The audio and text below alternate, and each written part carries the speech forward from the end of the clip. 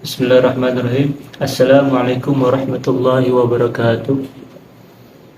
Allahumma salli ala Sayyidina Muhammad salatan taghfiru biha dhunub wa tuslihu biha al-qulub wa tantaliqu biha al-'usub wa talinu biha as-su'ub wa ala alihi wa sahbihi wa man ilaihi mansub.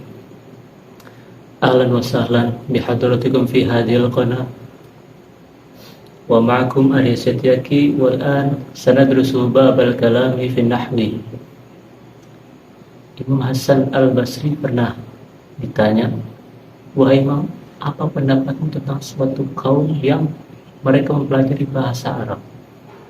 Lalu Imam Hasan al-Basri menjawab, mereka adalah orang-orang yang berbuat kebaikan dengan sebab mereka mempelajari bahasa Nabi mereka.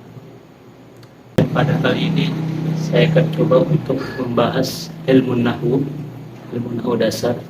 Dimana ilmu nahwu sendiri merupakan salah satu cabang dari ilmu bahasa Arab yang mempelajari tentang kaidah-kaidah gramatikal bahasa Arab. Dan pada saat ini saya akan coba membahas bab al-kalam. Baik, kalam sendiri menurut secara harfiah berarti perkataan atau ucapan. Sedangkan dalam konteks ilmu nahwu, al-kalam sebagaimana termaktub di dalam kitab yang sangat populer, apalagi di kalangan para santri dan para penggiat bahasa Arab, yaitu kitab Al-Ajurumiyah. Dikatakan bahwa al-kalamu wal lafzul murakkabul mufidu bil wat'i. Adapun kalam merupakan lafaz yang tersusun serta memberikan faedah dengan menggunakan bahasa Arab. Untuk memahami lebih dalam redaksi tersebut, saya akan coba bahas keempat unsur tersebut, apa itu al-lafzu, apa itu al-murakkab, apa itu al-mufidu, dan terakhir apa itu bil wad'i. Baik, yang pertama al-lafzu. Al-lafzu merupakan suara yang mengandung sebagian huruf hijaiyah. Di sebagian huruf hijaiyah, sebagian aja, nggak perlu semuanya ada. Contohnya itu masjidun, yang mengandung huruf hijaiyah itu mim, sin, jim, dal. Dan tidak dikatakan al-lafzu apabila suatu suara tidak mengandung sebagian huruf hijaiyah. Contohnya seperti suara beduk, suara gemericik air, suara trompet, dan sebagainya. Unsur yang kedua yaitu al-murakkab. Al-murakkab artinya adalah suatu kalimat, suatu lafaz yang tersusun dari dua kata atau lebih. Contohnya di sini ada al-ilmu nafi'un. Al-ilmu kata yang pertama dan nafi'un kata yang kedua. Ini dikatakan al-murakkabu. Misal hanya ada al-ilmu saja atau nafi'un saja. Nah, itu tidak disebut al-murakkab karena hanya ada satu kata. Harus ada dua atau lebih akan bisa disebut al-murakkab. Lalu unsur yang ketiga ada al-mufidu, artinya adalah memiliki makna atau memiliki faedah, bermakna atau berfaedah. Maksudnya adalah apabila diucapkan suatu perkataan kepada pendengar, kepada mustami', maka pendengar tersebut akan bisa langsung memahami apa maksud dari perkataan yang diucapkan tersebut. Jadi udah nggak bingung lagi. Contohnya, qara'a Zaidul Qur'ana. Qara'a Zaidul Qur'ana. Si Zaid telah membaca.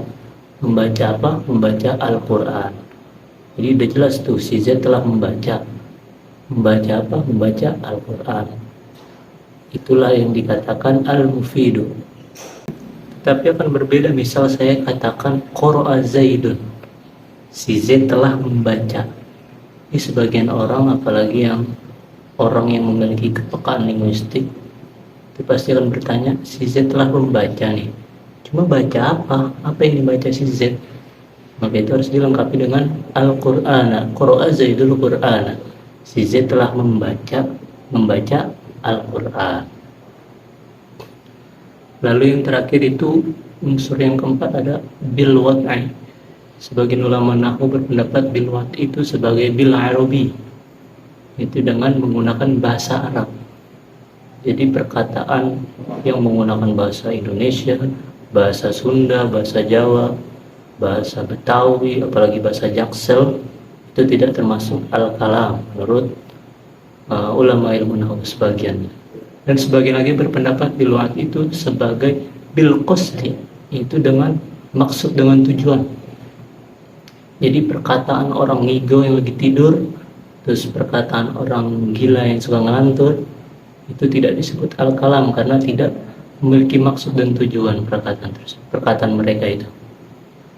Lalu berikutnya al-kalam itu terbagi menjadi 3 bagian. Yang pertama itu ismun, yang kedua fi'lun, yang ketiga harfun. Yang pertama ismun, atau biasa kita sebut isim. Itu merupakan suatu kata yang menunjuk pada makna tertentu dan tidak terikat dengan waktu. Tidak terikat dengan waktu. Itu gampangnya isim itu segala sesuatu yang berkaitan dengan nama orang, nama tempat, nama hewan, nama tumbuhan, kata ganti orang. Gampangnya kata benda lah. Mungkin ya, gampangnya kata benda. Contohnya di sini ada qalamun, ada kitabun, ada kursiyun.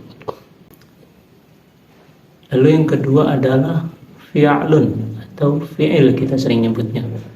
Itu suatu kata yang menunjuk pada makna tertentu serta terikat dengan waktu. Ini bedanya sama isim, itu isim tidak terikat dengan waktu, fi'il itu terikat dengan waktu. Gampangnya kalau fi'il itu kita gampangnya itu kata kerja lah, mirip seperti kata kerja. Contohnya di sini ada qara'a yaqra'u iqra'. Qara'a yaqra'u iqra'. Dan yang ketiga ada harfun atau huruf. Itu merupakan suatu kata yang tidak memiliki makna sempurna kecuali apabila ia bersambung dengan kata yang lainnya. Contohnya di sini ada fi, ada ka, ada ala. Tayyib, khalas. Syukran ala husnil istima'i wa antaziruna fi durusil qadimati wa fi amanillah. Wassalamualaikum warahmatullahi wabarakatuh.